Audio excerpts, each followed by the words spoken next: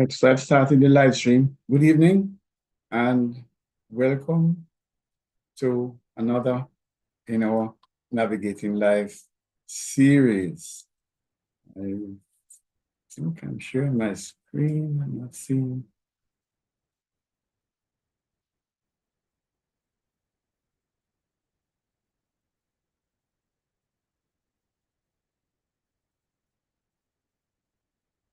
Are you seeing my screen? I just see Andre's. Yeah, I can see it. Okay. Strange, I am not able to see what I'm sharing. And I'm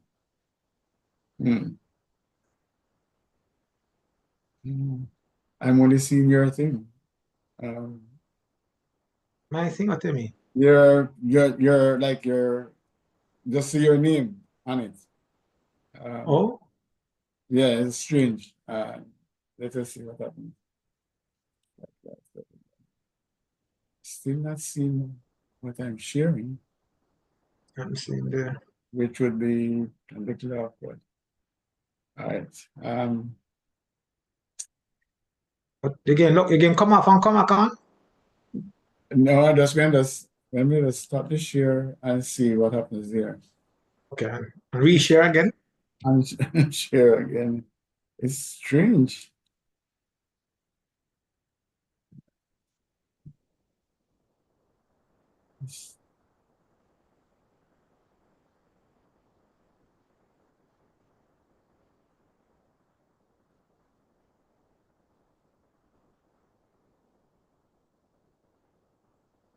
Okay, that's better now. I think you can still see, right? Yeah, I can see it, yeah. Okay, all right. Okay, so just want to welcome you. I know people are coming in later, but I don't want to punish those who come on time. So welcome to our Navigating Life series. The Navigating Life is an outreach of the St. Andrew Church of Christ. We have been doing this now for sometimes you just have to just say pre-COVID, people will know, right? That this has been going on a long time. And we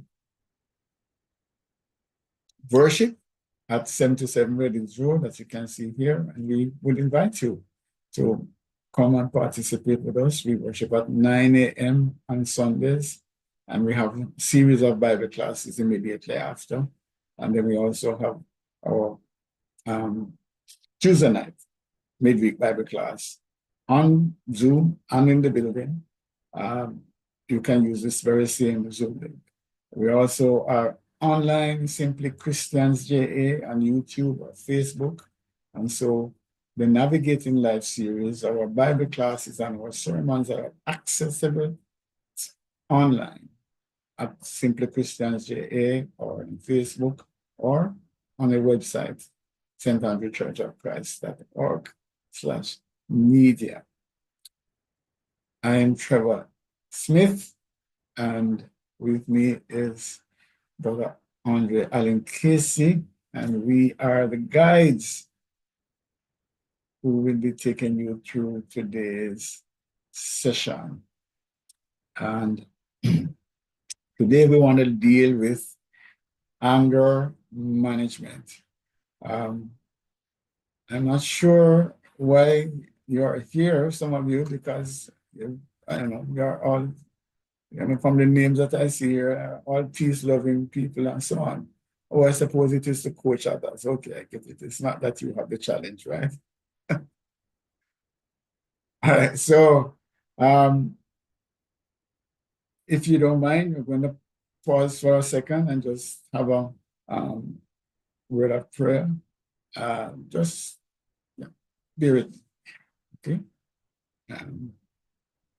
Mighty God, we give you thanks for this opportunity to share. We just pray, Father, that as we go through this session, we will discuss, impart, receive information that would help us to manage anger and to guide others so that we can actually live in peace. We pray all of these things in Jesus' name. Amen. All right. So let me double check that the live stream is going on. Okay, cool. So the live stream is on. And I'm going to be sharing. Okay.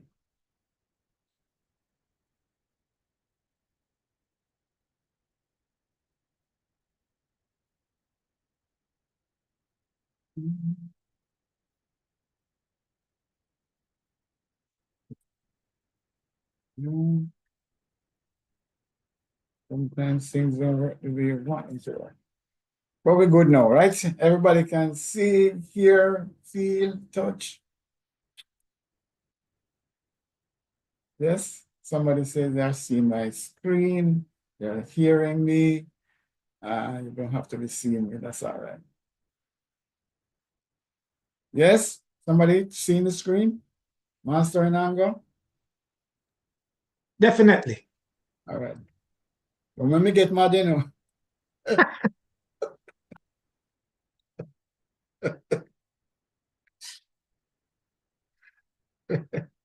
All right, so um, want to really look at anger from a different perspective. We want to look at anger to understand what it is. Right? So sometimes we talk about anger management, but what are we really talking about? And sometimes we go off, on a tangent. What we want to look at is to understand anger is an emotion, and it is a very powerful emotion, but it is something that can be controlled. It's natural. It happens to all of us. I mean, even the scripture says, be angry and sing that. So it is an understandable part of life.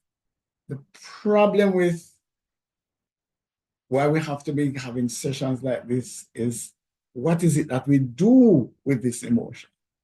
Yeah. What is it that we do with this emotion? So we experience it, and it's triggered by a number of factors. Somebody can say something that is upsetting, you're not happy with an outcome. In Jamaica, we talk about somebody say something that they diss you. All of those kinds of things are somebody says something and it's totally misunderstood.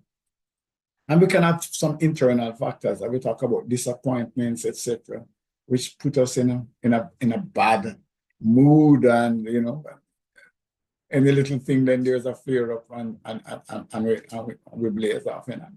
So the issue then is not whether we are going to be angry at some point in time or experience anger. It is what is it that we do when that comes up? How do we handle this powerful emotion? And so if we can train ourselves, it's the same way that we go to school and we learn other things, and we, run around the track and lift up weights in order to go to the Olympics. We can, in fact, diligently work at managing anger. Right? So that's what we want to look at. And the challenge, and we're going to get there, is when we do not effectively control our anger, it impacts our health, it impacts our relationship, and generally, we make life a little bit too miserable. All right, so that's where we want to go with our discourse. All right, so understanding anger, the what? As we say, it's a natural response. And by the way, this is an interactive session. We can learn a lot from you. So, in a timely manner, you can raise your hand and or type in the chat and share as we go forward. All right. So it's a natural part of our emotions, and it can move from mild and a little upset to rage. Boy. I'm thinking about a young man that just on Monday at Melrose's, he was there going for us too, and he couldn't even hear, for you to try and talk, calm him down. So that is the kind of rage that we talk about.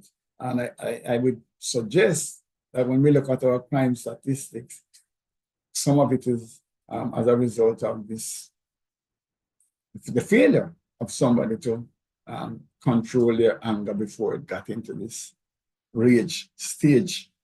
All right.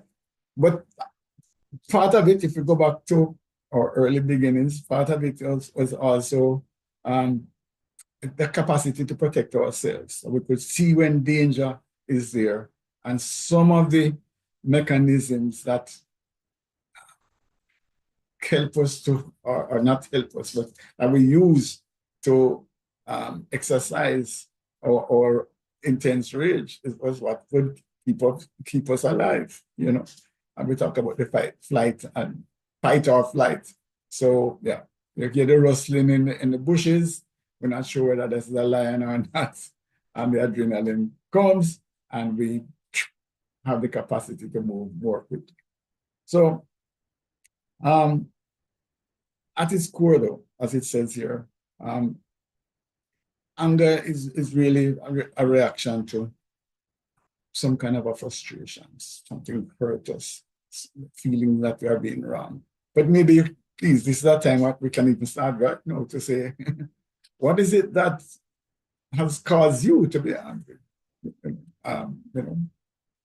So that's a discussion here. If you want to raise it now, we can talk about what are some of the things that cause us to be angry.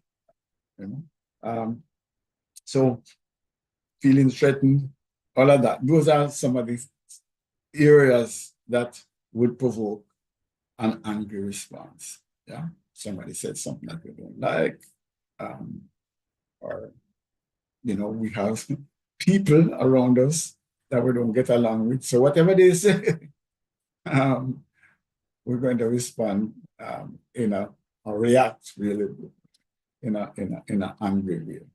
All right. Good so far? So why? Why do we really want to spend time managing anger? It has implications for our health, not only mental health, but physical health. Hello? Can you mute your mic? Unless you're actually trying to share.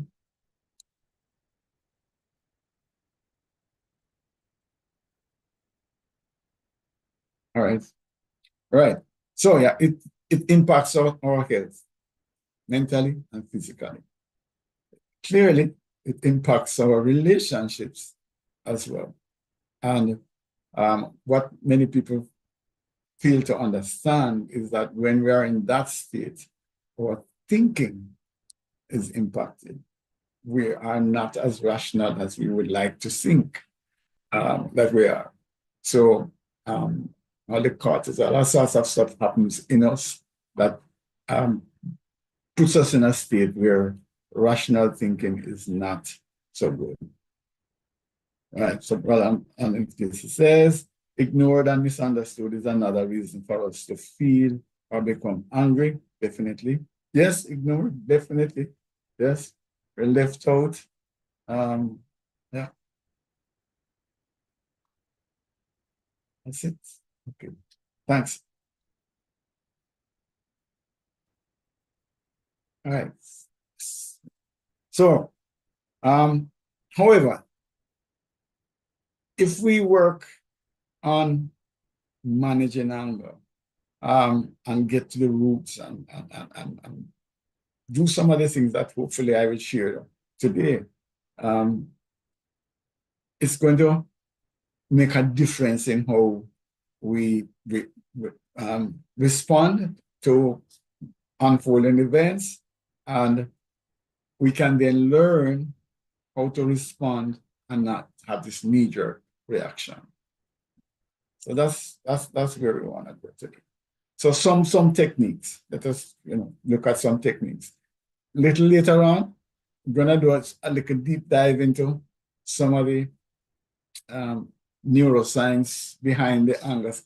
So we want to go there, and then we have some practical exercises. This is really a practical thing, so I don't know how we can actually get you to do some of the things that I will share. So these are some of the areas. Deep breathing. Yeah. So a situation comes up, and we can feel the triggers in our bodies. We can start to feel that we are breathing more rapidly. There are a number of signs that we know that we're about to get angry, etc. One of the keys to organizing our bodies to respond in a calm way is to focus on our breathing. Focus on your breathing. That is a powerful way to get yourself back into a state of calm. As I say, I'm going to go into the rationale behind that, or the scientific basis behind some of these. But take this on face value for the time being, where you breathe in slowly, hold it, and then let it out back. And in that way, you are actually sending a signal. That's basically what is happening here. You're sending a signal to the brain that it's okay, you're safe. Yeah, you don't have to fight, you don't have to run. There are no lions around, it's all right. Right? It's just the breeze that blow the bushes, and it's okay. You can slow down. You don't have to be on edge. So breathing is very important. It sounds simple, but that is at the heart of the capacity to respond and to send the message throughout your body that it's okay. It's okay. You can calm down. It's okay. That's the message you want to send. Yes? I promise that is a practical exercise. So if you would pay attention for a minute and just breathe in to the count of 4 if you want. Hold it for the count of 6 and then blow out to the count of 4. So we could do 4, 6, 4. Different individuals have different numbers, but the idea is to count in, hold, count out, and just go. So can we do 2 rounds of this? This is going to be a practical thing, I'm sorry. Not sorry. So yeah, can we do that? Just in through your mouth, through your nose, sorry. And there's a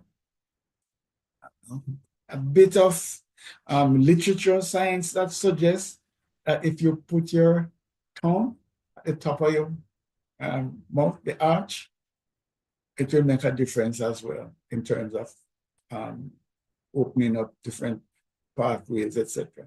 So if when you are breathing in, you have your tongue up at the top of your palate, yeah, that's what they call it. It will help. So let's do. So you're going to come in for 4, hold for 6, out for 4.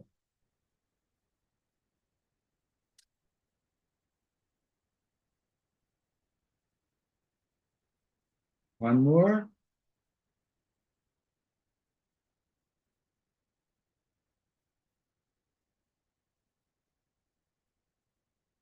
All right. So all of you who rushed in and had a hectic day, if you do that, I don't want you to fall asleep on me though. That should calm you down a little bit. All right. The other thing is mindfulness, and we read a lot about mindfulness and what does that mean. Basically, it's. I'm going to give you a practical mindfulness example later on, but it's just really just be in the moment, observing what's happening around you without judgment. Just we're here, this is happening, traffic passing by, whatever. And you're just there focused on what's happening around you.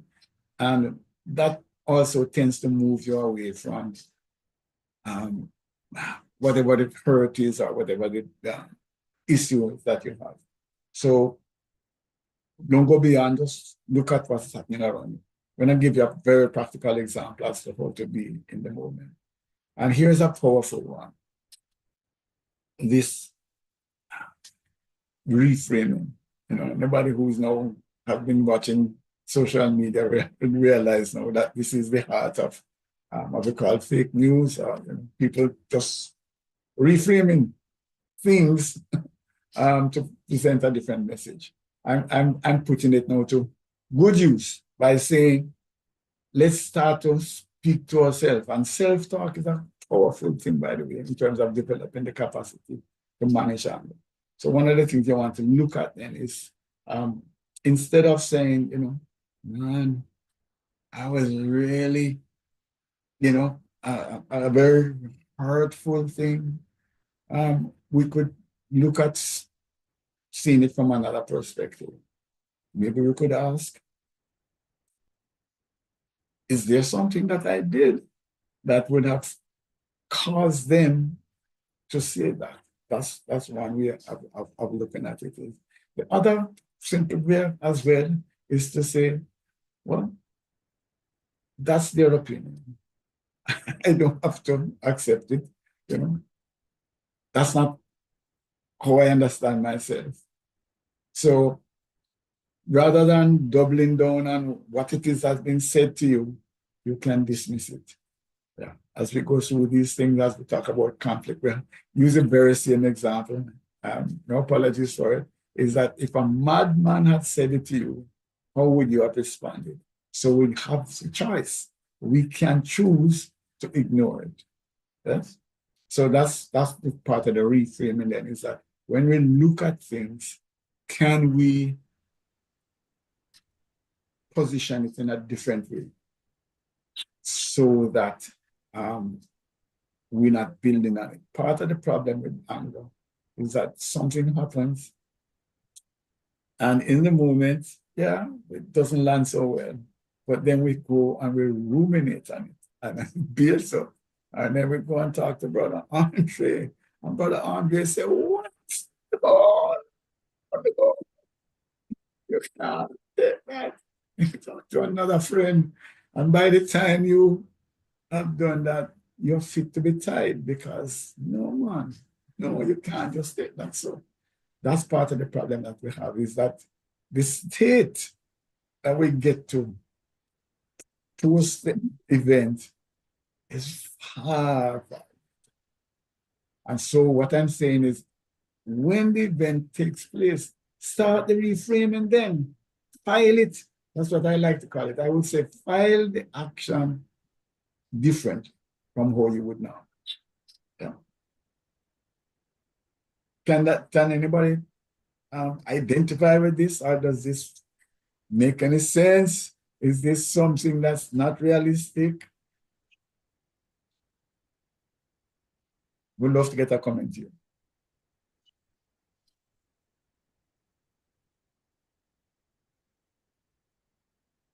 Open your mic, talk to me.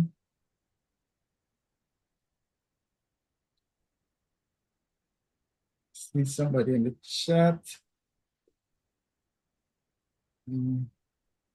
Here.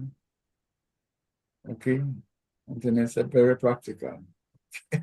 Until somebody says something bad to you. Okay, right. Yeah, the key really and truly, as I say, is that filing, that moment is to address the issue in a way that keeps you in control. Yes? So you don't really want to be in a position where you allow the thing to take you out of control. Right. Brother Andre saying, say, yes, I can, rather than I can't. Yeah, exactly. So these are some of the techniques. I'm going to share some others with you as we go along. But this is an early way of being able to control anger. That's what we're trying to work on, right? All right. Other approach that I want to look at is to identify the triggers. Yeah. Again, if put clothes on the line, you have a sense of when rain is going to come. And so triggers are important in our lives. When we can actually see something coming or have a sense that this is about to take place, and then be able to take preventive action or corrective action. So some of the things that we want to look at would be this disrespect, all right? Feeling belittled, etc. A lot of problems in Jamaica come from this. You diss me, or you diss my girl, you diss this, whatever it is. And the huge one, I don't know, that has been going on from I'm at school, is something about your mother. I mean, this person don't know my mother. I know my mother. I mean, why would I take on that? But there is a culture that says if somebody says something about your mother, you're supposed to fight. You're supposed to respond violently about it. And I'm just saying, I see that I spend some time at Melrose doing an after school program and something in the morning. And it's a problem. It's consistent where little things spark a violent response, whether it is violence in terms of words or actual physical altercation. That is all right. So the other thing would be injustice, where the fact that somebody was not treated fairly, etc. Those are triggers that you can look at as well. Stress. We don't probably normally look at this as a place, but I think we say it with little children, right? That parents, when children start to behave badly, I remember parents would say, "Oh, they're tired, they want to sleep," and it's it come across as an excuse, but it's true that you get to a place where you're tired, you're miserable, whatever it is, and the likelihood then of flying off is a lot greater. Past conflicts, past issues, something happens that might remind you of a bitter experience, challenging experience in the past. And that escalates the issue, or you think that it might be going in that direction and you don't want that to happen again, so you preempt. So those are some of the triggers, and we can list many more. But the whole idea, though, is to work on the triggers. An exercise that I would suggest that you go through is to think back at the last time or times that you have been angry and to see what led up to that. Yeah. What happened? What was the situation before you got really upset? Yeah. So hopefully that you will carry out that exercise. Some introspection, quietly sit down and look at what is it that has prompted you to be upset, or who is it that has prompted you to be upset. So maybe when you see them coming, all right, notice it. I won't go there.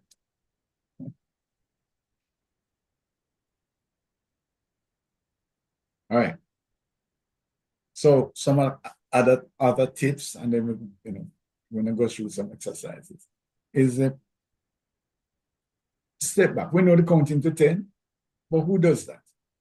Who does that? I think because we probably don't understand the value of it. But the whole idea, though, is to pause, is to develop a habit of pausing before we respond or react. That would be good if we can get back, step back a little bit before we actually answer. It's not something, just like you saying on the Olympics, you have to train hard. It's not something that might happen overnight, but if you start to work at the idea that when something happens, you don't respond right away. You don't react right away. Just put a little pause in there. That gives you some time really to come up with a more appropriate response. Think it through, what is happening. See if you can understand what it is that is being said, why it is being said, what are the implications before you actually respond. All right. Some self-talk in training the mind. Bear in mind that what we're trying to do is to work on the mind here, work on the brain. If we keep on telling ourselves that I can handle this calmly, I'm in control of my emotions. Keep on reinforcing this in our minds. We have this neuroplasticity, so our minds are being adjusted every moment. If we keep on doing that, we're creating pathways that will say, I don't have to respond this way. I can be calm. I can control my emotions. So practice that, right? Journaling, yes, is another thing. So something has happened. There are a number of ways that people use the journaling. One is just to document so that you can go back and look and see pattern. That's one way. Another way is an actual act of, I don't know if you want to, I don't want to call it letting off steam, but some persons suggest that you could actually write a letter or write a note to the person that really let's let go, let's, yeah, that really expresses, right? That's the word. How you feel, but then you tear it up. You don't really actually send it. So you have to let it go, and it's gone, and you move on. So those are ways in which writing and dealing with the emotion then makes sense. Gratitude. So this sounds strange, right? Can you think about being grateful for something, where I'm so pleased that this is happening to me, or whatever it is that I'm really grateful for, and still be in the same moment, be angry. It should calm you down. So even though this is really annoying, this situation has happened, then I could look at, but at the same time, here is a situation that I'm really pleased with, and I want to shift my focus to this. So that's another, it's not reframing, but it's another approach to shift away from what's going to carry you down the wrong road to what is carrying you in a positive road. So if you want to look at it, you could say, well, it could be worse because at least I still have this. All right, those are some of the ways that we could look at the gratitude thing. Right? All right. So here's an exercise at the bottom here. It says a scenario where a colleague says something upsetting. Instead of reacting immediately, take a deep breath. You can do the count to 10, or you can do the breathing that we talked about here, and decide how to address it calmly. Yeah. So that should help us then to stop things from escalating unnecessarily, and that you can actually control your response. But this is going somewhere for somebody. Right? Giving you some more. This is a practical set of things. At the end of the day, 2, 3 of these should become muscle memory for you that you can actually go to at will and make a difference in your anger management. Yes, that's the idea. Let me give you a number of them, and I'm just suggesting that a couple of them should become part of your armory. That's part of your coping mechanism. All right. Music. Okay, fine. So bear in mind that anger, when we're talking about anger management, is not just an event is taking place right here now and you're responding. Remember that some of the anger that we're talking about comes out of the rumination after the event. Yes? So anger management is not just something is said now and you're responding now. What about the after effect? When you go home and you start to think about it. And that's where it becomes dangerous because that's where it starts to sit and rest with you and start to impact your health, start to impact your relationships, start to impact how you think. So bear that in mind. The strategies I'm giving you some that are instant right now in the moment. I'm also giving you some to work on that dangerous part where you can't drive home properly because you are so enraged. Right? That's where I want to go. All right. So a calming playlist that makes sense. We don't really want to drum in that. Yeah? So calming, nice violins, whatever it is, can help to deal with it. Singing, singing, let me tell you. And there's a huge set of neuroscience that comes out of the singing. It talks about how the breathing, it gives it so many different aspects. So singing, even if you can't turn a good tune, singing, my suggestion is that you have a little chorus. But I'm trying to show our friends that at Melrose is like, I think a song, any little chorus, etc. Right? That would help. Yeah. Joy, joy, my heart is full of joy. That kind of thing. And then you go to peace, peace. If that can calm you down, then maybe you need a cool shower, by the way, works as well. Right. So that's where I'm going. The singing is important. Or you can go play, if you can play an instrument, that helps. But this music has more implications than you would imagine. Yeah. Stuff related to how the ear is structured and all of that. That sends signal to the brain that does a lot of things. So do not underestimate singing. If it is a situation where maybe you can't sing out loud, you can hum to yourself a little song that would send the signal that you're safe, you're all right, you can be in control. I want to stop here because I don't want to ramble and not getting any feedback as to whether this is something that is relevant, useful, unuseful. Anybody wants to share anything?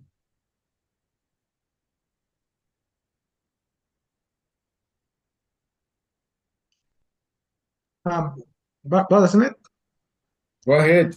the slide before this one here, about the focus. Hold on. It can just go to right. No, not that one. No, Before. sorry. Uh, Sorry. yes, about practicing self-talk and gratitude. Yeah, Yeah, those two, um, I think are very, very important. In that sorry. the sometimes the focus, um, sometimes the gratitude rather can come from, even if you're in the situation. Sometimes because I strongly believe that the positive self-talk does contribute to the restructuring of the cognitive mind, right? Reframing of the cognitive mind that you mentioned.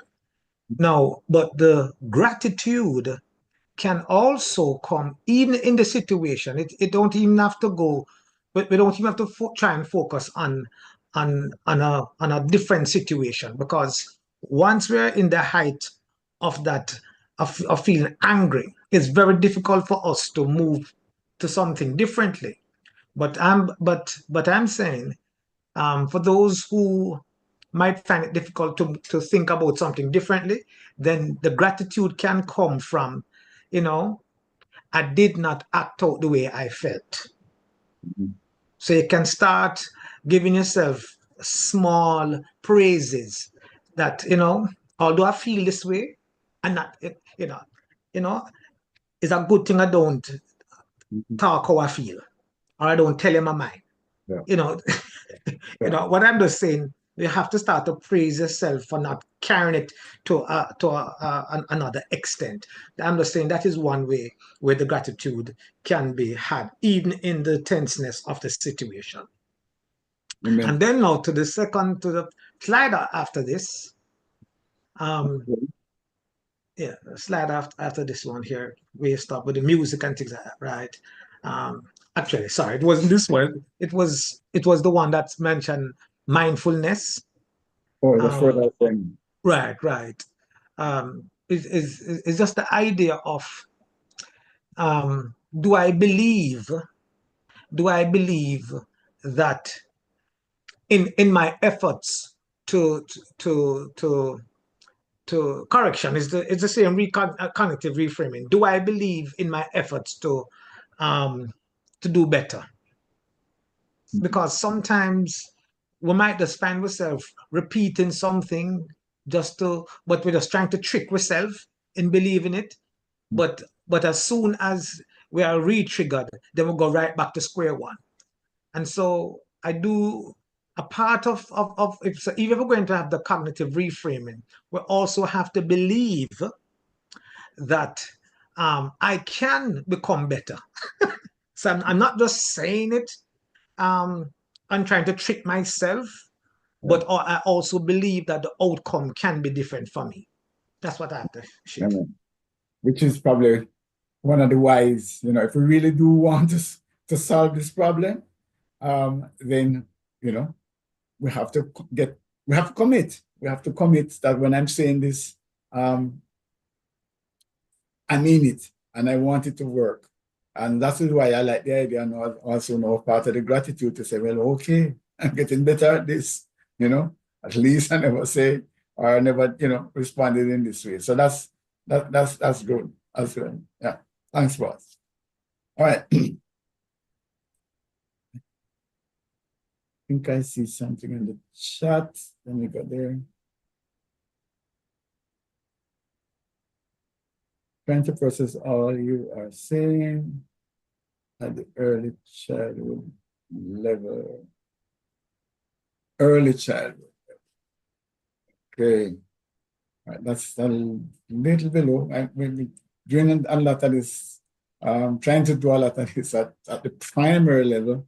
At the early childhood, I think the principles would be more like that we have to demonstrate. I'm going to show some of them, um, some things that you can do with them. And some of these are practical. We can teach them how to breathe, etc. But I'm going to give you some additional ones. So this is a set of them. But let me give you um, perhaps the simplest one in terms of a technique would be the shaking off, um, like water on your body. I think I might get to it. I'm not sure if I have it later on in this, but um, think about if you were wet and you're cold, yeah, and your body wet, and you want to shake your body. Um, any kind of change in state makes a difference in terms of um, trying to get control over the emotion, right? Because that's how the mind works, right? So if you change your state, if you're sitting down or you could stand up, etc. But the simplest one that I think little children could understand is the shake off. Um, you ever see a dog wet? Right. That's basically what. And the dog wants to shake and they shake the body like that. That's what I'm talking about. So if you could actually practice as a drill at that, fun level where something happens and you can just teach them to shake like the shaking of the water. That's what you're shaking off the the problem, the anger, whatever it is that is upsetting you, that's basically a quick one that could help them to have time to respond as against react. So that's one approach. Maybe they're not as skillful in terms of reframing, but posture change is important, right? And again, at the early childhood level, walk away is powerful. I know we talk about it when we do this drill at Melrose. Everybody can tell you walk away, but nobody walks away. But one of the things, though, fortunately, at that stage, you can actually have a lot more influence over them, is that you could actually practice walk away in your environment. Yeah? So shake off, walk away, those are really powerful until people start to be able to do the cognitive work, where we are reframing and all of that. Yeah? So I'm gonna walk away or run. Yeah. My background is so noisy, so I can't speak. Okay, all right. We can also teach our children emotional intelligence. That is, name the feeling, right? Okay, right. And then tame the feeling, right? Excellent. Yeah. As we go through, I think we will see some more that you can apply. It might not be exactly written for early childhood, but the techniques, and definitely we'll look at some underpinning science as well that will help you to be able to help them. All right. So basically, what we're talking about here is that physical activity, short walk, anything, just jumping jacks, do something differently, will in fact help to release the tension. Yeah. Progressive muscle relaxation. That is one of the things now where you can actually do it if you want to. The whole body, you can start from your feet, where you tense it up and then you relax. Tense and relax and come right up. That's another way of redirecting the tension away from the aggressive intent that you might have. The next one, stand up straight, relax your shoulders, and the jaw. Let me tell you, a lot of the tension is in your jaw, so be careful. Only suggesting that you twist your jaw, but move slowly, because so much tension is in there that if you go too quickly, you might actually end up in severe pain and problems. But yeah, moving your jaw around is a great way, and your shoulders, yes, also carry a lot of the tension. So you could do that. If you have a nice individual who could actually give you a little massage there, that would also help, right? Here is one of them that I would look at. I saw something in the chat. I'm going to get there in a minute, all right? And that is the grounding. And there are different ways to get grounded. This grounding is part of the mindfulness that we talk about, that you are conscious of what's happening around you. All right? Identify 5 things that you see. So, as they say in Jamaica, your blood is boiling. You're gonna do this grounding technique. I see a bus, I see a tree, I see whatever. You have to come up with 5 of them. 4 things that you feel, and you talk about whether you're feeling angry, whatever the things that you are actually feeling. What are you hearing? There a horn over there. I hear some music. I hear whatever. What are you smelling? What's going on in your mouth? What kind of taste do you have? But it is basically, if you're going to do this, it is definitely going to distract you from or should distract you from whatever it is that is causing you to boil inside. Yeah. So this 5, 4, 3, 2, 1. If you're really impatient, maybe you can reduce the number. But the idea, though, the idea here is to be present. Look at what is happening around you and name the things that are there. What is it that I'm seeing? What is it that I'm feeling? What is it that I'm hearing? That's it. But changing your physical state is like a reset. It just makes a difference. That's why the walk away makes sense. That's why the shaking off that makes sense. That's why any one of these things that happens to you, yeah, even if you just do things that shifts the focus away from where you were, yeah, makes a huge difference.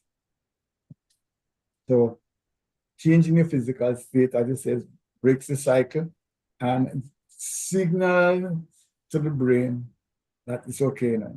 It's all right. Yeah. So whether it is the breathing, whether it is the posture, whether it is something you do, and or the senses, all of that tells the brain it's good. I'm all right. All right. I think I saw something in the chat, so let me look.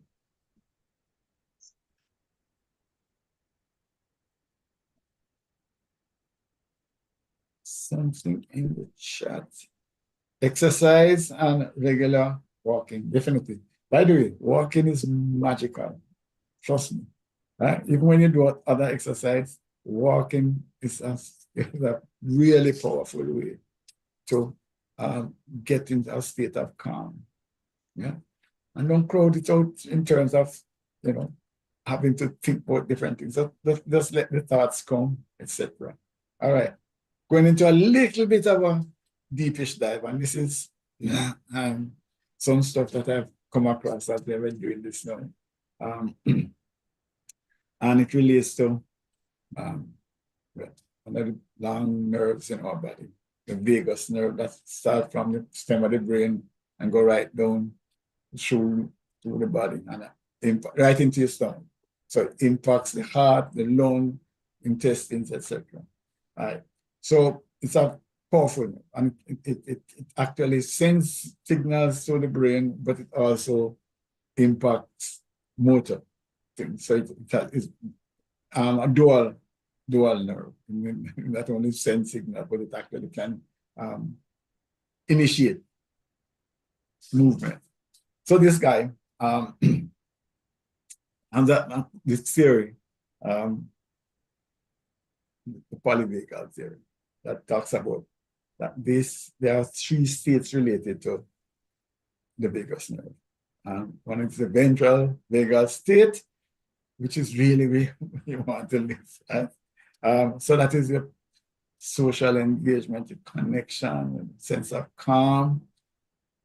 This really is where people should live. There is a sympathetic state, which is what is the fight or flight response, right? So that's where you get a little tense, have your aggressive intent, ready to fight or run. And that is the state that you are in when we have this anger outburst. That's where we are in the rage and we start to do crazy things. That's the state that we are in. The dorsal vagal state is where, you would say that this would be a calming one, but it's not a healthy thing because you're actually frozen, right? That's when either you feel that you can't do anything about the situation, so the lion back you up now, what are we to do? So you just freeze. We talk about freezing in the bears freezing in the headlights, whatever. That's the idea. That's the state that you are in. All right. So it's kind of a helpless state. And that will do. Sometimes people by the way, get into this state of angry response where they kind of withdraw to a point now where they feel helpless to deal with the situation. So that's now if we understand these states, there are ways, techniques to get into each one of the states. Right? So the key really is that we want to work on having the vagus nerve send the right messages. And the way to deal with that are some of the things that we have talked about. The slow breathing. Yes. Here are some other ones. Interesting. Social contact, social interaction. The principles that are saying is that even sending a text message, I'm not a fan of the social media, but even sending a text message can start to send the right signals. Why? Believe me, I'm in a state here, I tell you, man, all of my blood vessels about to burst. I don't know what to do. Send. you know? But that is that in this moment, you're actually in some level of control, in that instead of acting out thing, you're actually describing your state to someone. That's an element of control. So even things like that would work. Humming, we talk about that, or singing can help us to get to a place where we can actually manage our emotions, regulate what it is, or our response. So you wonder, and then if these possibilities are there, why do we have so much uncontrolled violence? Yeah, maybe that's why we have sessions like this. So the state that we want to get in, as you said here, is this ventral vagal state. And the rationale why I'm telling you that is because I want us to start to understand that, believe me, God is so brilliant in terms of his design and structure, that things are so organized, that if we understand what's happening on the inside, then we know that we can, in fact, we don't have to respond this way, right? Because there is this nerve inside that can send the right messages and get me to calm down. Yeah. So it's not hocus pocus. We were saying it. What this is saying to you is that if you respond in this way, don't worry yourself. Calmness will come. Just do these things. Just control your breathing. Yes? Some of the things we talk about is imagine yourself in another place, in a happy state. Yeah? That's it. I remember doing a quick presentation around this kind of line, but it was very short. And what we were saying is that you have this angry boss that's chewing you out. And I'm saying one way to respond to that is just put handicap's face on theirs. So while he's there, what you are seeing is handicap, and what you're not internalizing what he's saying. These kinds of mind games make a huge difference. So instead of go home and be mad at whatever it is, you're just saying, okay, Andy, yeah, sure, Andy, okay. Inside, of course, you're not saying externally, but then you understand how the mind and body works, how the thing is structured, that if we do the right things, we can get better outcomes. Gotta pause here again to see if this feedback on where we are here. Any comments?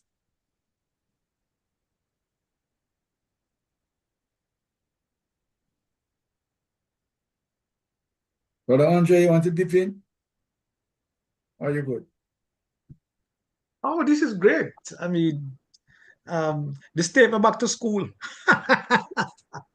I remember thinking this, but boy, if you would never bring it up, I wouldn't remember. But I've been exposed to it.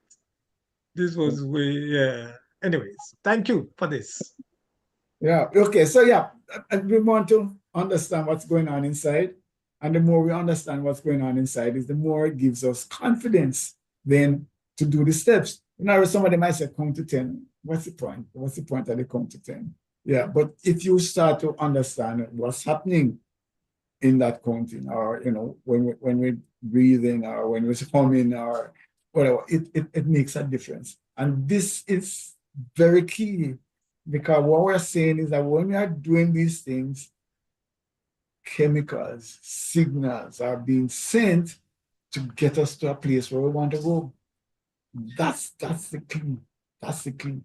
And again, go back to your Olympians, practice, practice. I'm suggesting that you think about these things, practice it outside of an actual event. So imagine yourself being confronted by somebody who is saying something about your mother that you don't like. Yeah, how would you respond? And by the way, the brain doesn't distinguish between real events and imagined events. So if you create a sufficiently vivid experience, you can in fact train the brain to respond appropriately by using the techniques. So that's where I want to go with that. Let's see where I am. Sorry.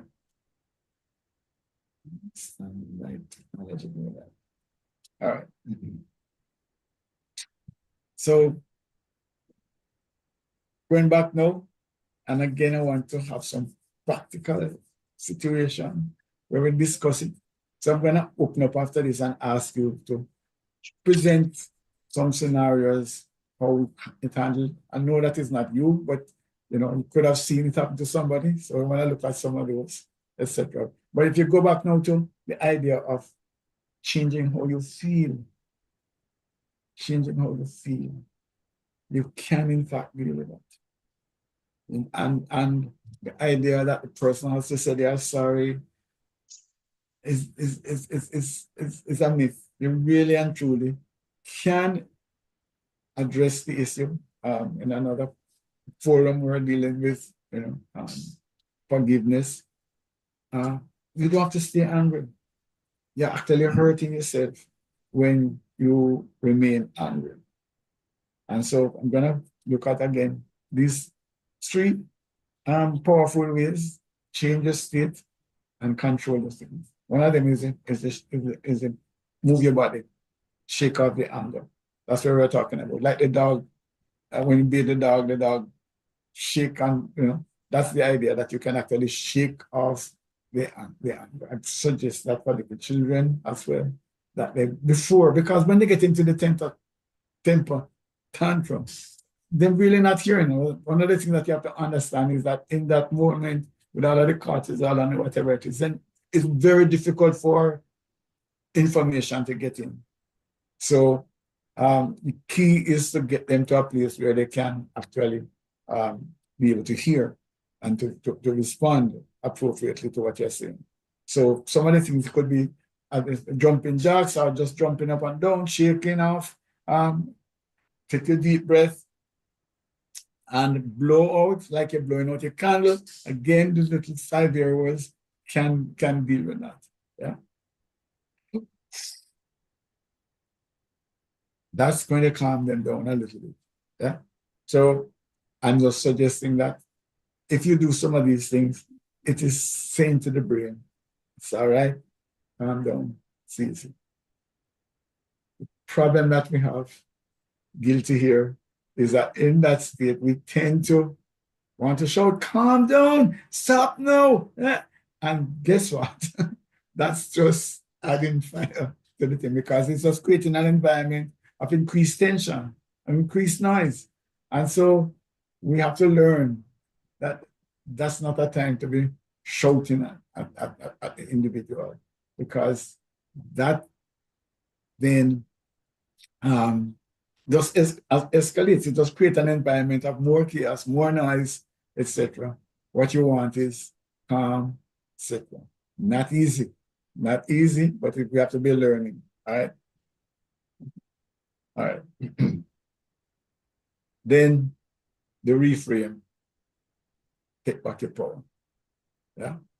One of the things that refine man is that, to go back to my middle, is she started it. It's not me. It's that friend. It's not fear. He made me angry. It's him said it. Whatever. You know, we're always looking at what it is that somebody else is doing to us, right? I suppose that's why it is a hurt or whatever it is. And then we ruminate on what it is that the person has done. Yes, somebody can provoke you. Yes, somebody can hurt. But they can't make you stay angry forever. You can decide to let it go. And so instead of blaming, we can try some of these words. Yeah. I didn't start it, but I chose peace. Yeah. Not my fault, but guess what? For a peaceful life, I'm going to let it go. Those are things that we can say. I am not going to let this person have control over me. Like, you know, I'm a puppet. So you come and say this to me and I'm supposed to just automatically get upset. No, I'm not going to play. There was a book, games people play, that talks about those kind of things. Where in relationships, somebody's supposed to say this and then it's going to trigger a reaction and then you can see that pattern. And you could just decide that I'm not going to play that today. Okay, I'm not playing today. Not today. Okay. Maybe tomorrow we can do this again, but right now, I'm not going to respond to that in the way that you would want. I am going to be in control of what it is. Yeah. And the same kind of positive talk, I can stay calm no matter what. Right? So I still want to hear a practical exercise, even though I can't see you. So can we say, didn't start it, but I choose peace. Peace, humor me by just doing it. I didn't start it, but I choose peace. I can stay calm no matter what. Let it come out of your mouth so that at least we'll start the process. Don't be embarrassed. Right? Please, promise me that you are doing it and saying it. Okay, can't hear you, can't see you, but I would like to hope that you are doing it. And when we're doing this thing, brain is being changed. Remember neuroplasticity. As we speak, as we do these things, the brain is changed. And then here's a powerful one that I like, which is just flip the channel. Yes? You're watching a TV program. Yes? And you don't like what you're seeing. What do you do? Some people live with the remote in their hand, right? So you're just moving channel to channel. And that's what you can do. That's what you can do. A scenario comes up that, you have a perspective, and that perspective is not particularly helpful. You can change the channel. You can change the channel. Yeah, to go back to Grinnell's, there was nobody to laugh at the place. Can hear you. Mute your mic. Sometimes the representation was not good at all. Mute your mic. Okay. Right. So what you can do, how you change the channel, or some ways that you can do is that you can close your eye, picture yourself doing something happy, something pleasant. Just change the channel. Picture yourself smiling, feeling good. And again, the brain doesn't distinguish between real events and imagined events. So you can actually be there and shift how you are thinking and what you are feeling by embracing another scenario, another scene. Yes? Brother Smith, yes, sir. can Okay. I interrupt you and ask you to check a conversation in the chat? And I think it's something that you with what we're dealing with, it would be interested for you to comment on it. Conversation in the chat. Yeah, a statement in the chat, I should say. All right, let me go The down. last one. When someone has been scammed, that's what we're talking about. It takes time to bring the anger under control. Yeah, that one, yeah. Depends on what scam means. Well, I'm looking at the what am I giving myself an opportunity to manage it, or am I saying the situation is bigger than my ability to manage it? Okay, I understand where you're going. All right, I was looking at the scam. Okay, so when someone has been scammed, it takes time to bring the anger under control. All right. So I normally have problems with these things in the sense that how much time?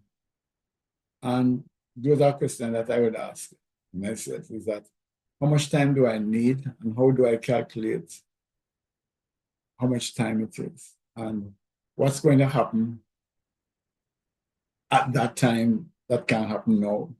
Those are questions that I ask, and I don't want to be offensive or anything, but those are questions that I ask myself when I'm confronted with the thing and the question comes up that, okay, I can't let it, you can't let it go now, really a bad, whatever it is, and it's going to take time, etc.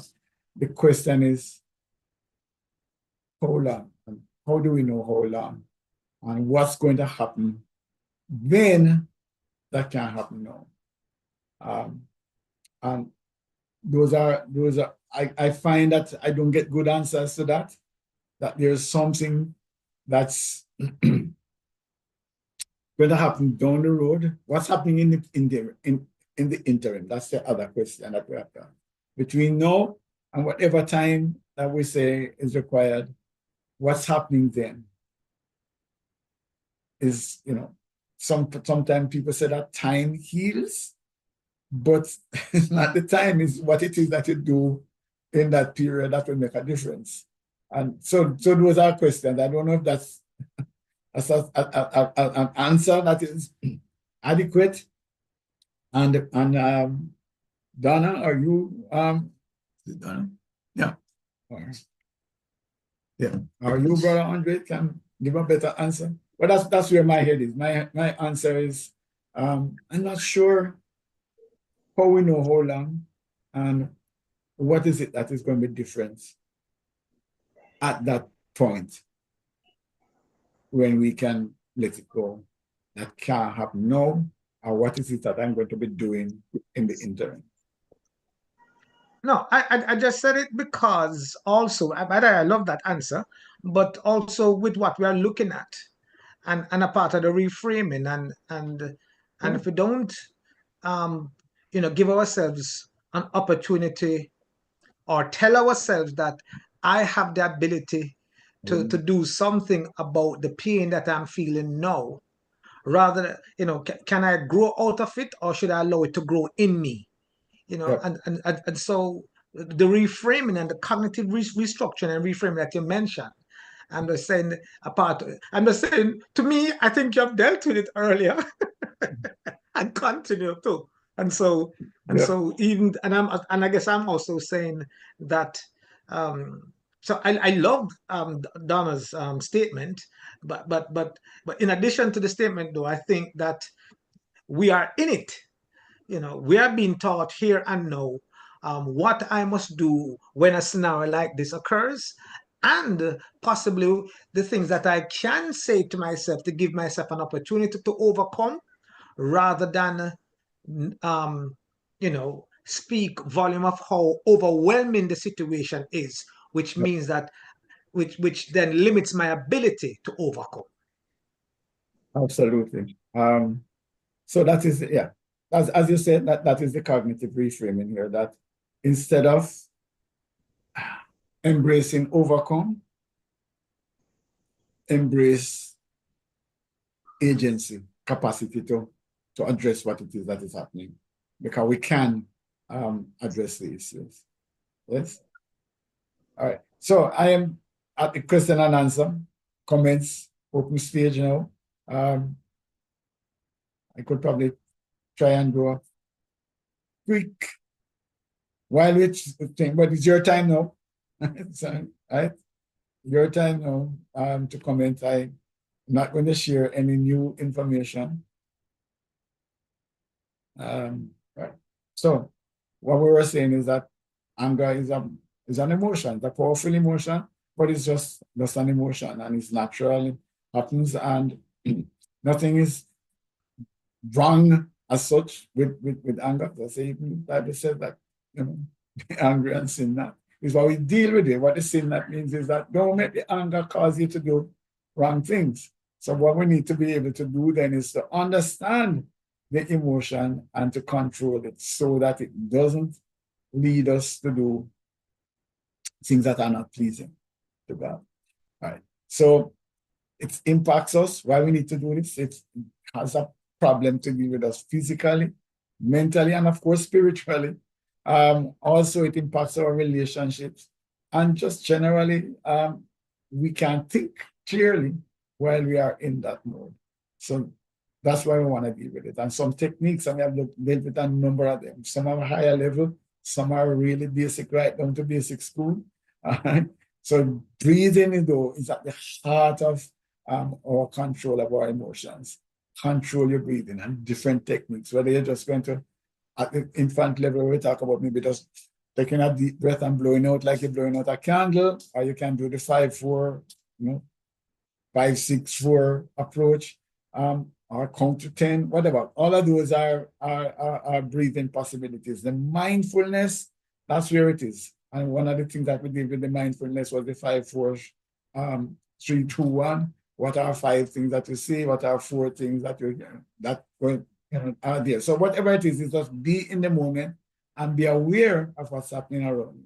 The cognitive reframing, that is, I think, one of the anchor things that we need to take away today is that, and this is linked to the self-talk that we talked about as well, is let us start to restate the things and how we're seeing it, how we're processing. I like to look at how we're filing the information. Yeah. Sometimes when we even talk about unforgiveness, it's how we file it. If we file the thing in a way that there was nothing to forgive, then unforgiveness doesn't come up. If we file the thing in a way that I'm not going to get angry. So somebody tell me about my mother. It's okay. You don't remember that. I'm not going to get angry about that. Why would I do that? I'm not an idiot. I'm not going to make you control me. So that's what I'm saying to you. So the reframing and the of things and how I'm thinking and whether I can deal with this now or whether this is not something that I can ever get over and I must respond in a particular way. Those are things that we need to be looking at, right? And then we want to look at the triggers and that disrespect thing is there. I know with pride and we need to, have confidence in ourselves. That's why we have an ego and all of that. But believe you me, don't let our ego get in the way and get us into trouble. Right? Yes, we should be upset about injustice and so on. Again, let us respond, not react. When we are tired, when we are, overrun, don't have no sleep, etc., we tend to get a little bit more touchy. Understand those situations, right? So that we know we're going into work and we're tired, we were working on a report until 3 o'clock, we don't sleep at all, whatever it is. And we know when, as we walk through the door, that this miserable boss is going to say something to us. Bite it down from before. Okay? Because you know that this is where you're going to lose the job now because you're telling something. Right? And remember now past conflicts, things that appear to be the same. You remember when this happened to me? No, me not make it happen to me again. No, no, no. So you preempt what you see about to take place. So again, the pause is important. Self-talk we talk about. Journaling, where we actually write down, as I say, one of the suggestions as well is that you write the thing, whatever it is, put all your mind out, what you have to say, and then tear it up. That's a possibility as well. But also journaling to see tracking how you responded to events. And you could see whether there's a pattern that helps. And the gratitude thing, that's a powerful, and Brother Andre mentioned a good one, which is that, boy, I'm really getting better at this. I didn't say anything. I actually went, yes, sir, thank you very much. I went to say, boy, that's powerful. I'm making progress. So in that moment, you're praising yourself, you're showing gratitude for something, it's going to deflect from the anger that could have been, replacing that. So that's good. Music, talk about it. Bear in mind that we're not just responding to the event, but also the rumination that takes place afterwards. That's the dangerous part, because when you start to build on that and have it reside in our bodies, it's a real problem. And that's when we build up on them. Some of the murders and so on is when you sit down and we think about it and we decide, no, we have to do something. And, build up, build up. So calming music, singing, powerful. Has all sorts of neuroscience benefits. And if you can play an instrument, wonderful. All right. And then the tension, any kind of movement, exercise, jump, up, shake, whatever, all of those kind of things make a difference. If you change the state, you're going to change how the mind is working. That's the key. All right. And the most relaxation thing is that you tense, tense and release as you come right through. Shoulder, jaw, those are key ones. And this is the grounding thing we talk about that would help you. Mindfulness is the 5, 4, 3, 2, 1. Identify 5 things you see around you, right?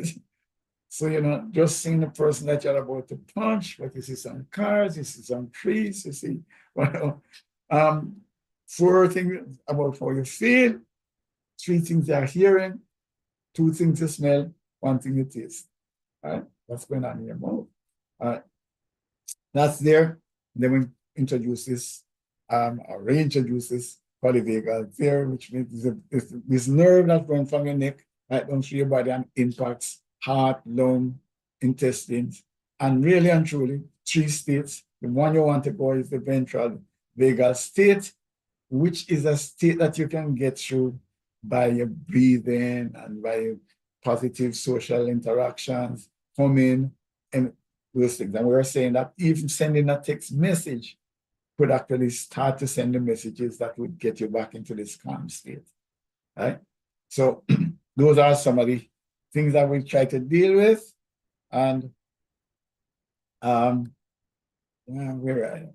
Okay, shaking off. Remember that dog, shake off the water. That's what little children can do. Anybody can do that because that's so easy, right? Or you can jump, clap hands, do whatever. Take a deep breath. Those are possibilities that you can actually physically send a message that it's okay, right? Reframe. Instead of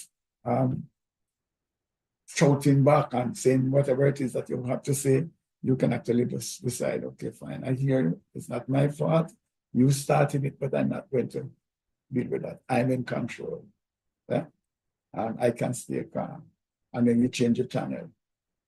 Just move away. I still love my handicap thing, where the person is there chewing you out, and basically what you're seeing is handicap talking. You're just in another space.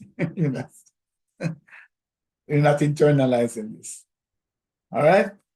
So remember, I'm in control. When anger comes, not move your body, shake it off, reframe your words, change the picture, flip the channel. Questions, comments, and any last words?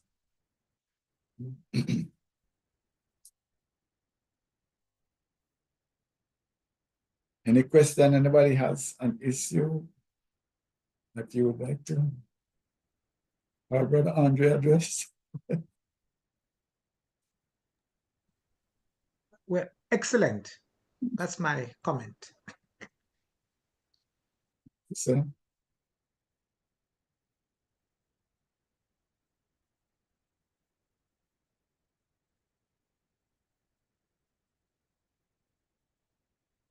all right. So these sessions are commercial break now, right? 1 second, please.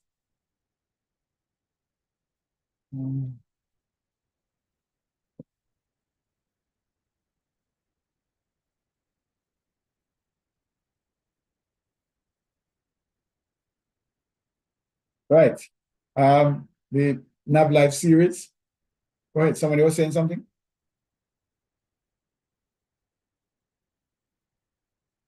Okay. The NAV Live series is brought to you by the St. Andrew Church of Christ. We meet at 77 Red Hills Road. We worship at 9 a.m. on Sundays with a series of Bible classes for different ages right after. And then we meet on Tuesdays in the building as well as on Zoom using the very same Zoom link. And there is an interesting series going on. If you can't come to the building, you can probably join us with the same Zoom link where we're looking at heart of a Christian, what that is. We're looking at diseases, issues that impact our Christian world. That's on the Tuesday. And Fully Alive is a way to find joy in 2025. Great content available to you as well. So you can join us again using the same Zoom link and password. Thank you for your time and look forward to seeing some of you tomorrow.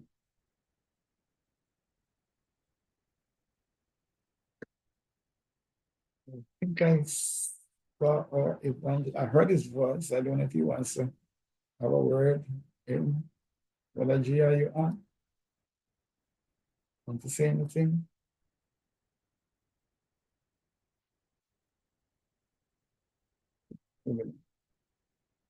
All right, thank you. I'm going to pull down the tent.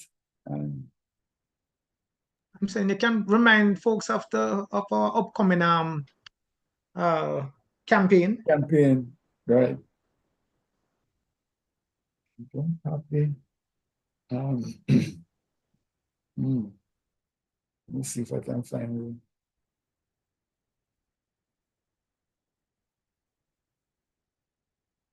Sorry. I don't have the flyer before me. Let me see if I can find it.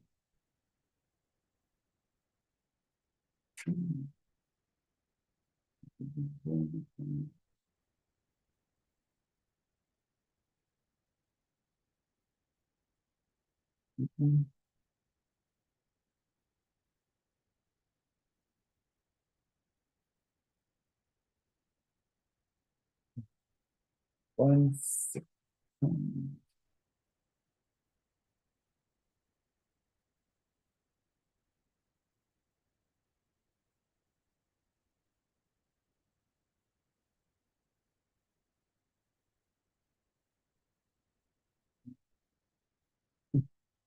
See other flyers, not ours. One second.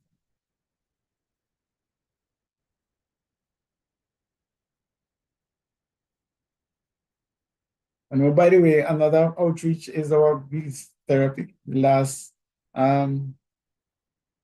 Saturday in every month, we have a breeze therapy session at 6:30.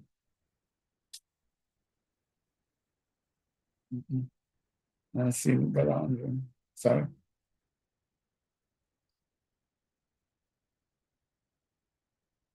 Okay.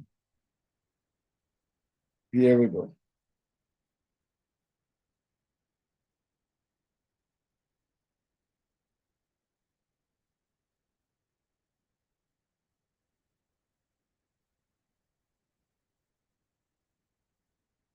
Right. So we're gonna have the community medical outreach. This is on the 12th. This is coming up here now. So we have doctors there, eye testing, blood pressure, anything, right at the building, 77 Red Hills Road. And then from the 13th to the 16th, there is the gospel meeting 7 o'clock nightly. When God turns the page, invite you to come to the building, but it will be also streamed live, and we invite you to participate in both sessions. So community outreach is there. It used to be called Darkest Day because we would give away clothing and so on. We still do the clothing, etc. But we get a little more sophisticated, medical personnel on hand, etc. So that's where we are. So we do eye testing, blood pressure, checks, etc. And then we move right into the gospel meeting. We have some powerful presenters will be there right throughout the series. So we look forward to sharing with you next month, first Saturday in the month. Brother Andre had some, I think it's dissonance. Wanted to talk about cognitive dissonance, the theory that I learned when I was doing marketing, but it's also very powerful in terms of our behavior. And so you're coming forward with that, right, Brother Andre? Yes. First Saturday in May. Don't miss it. Believe you me, it's a very powerful concept. And we want to be able to there to get it and ask a friend to join. Thank you, and may God continue to bless you.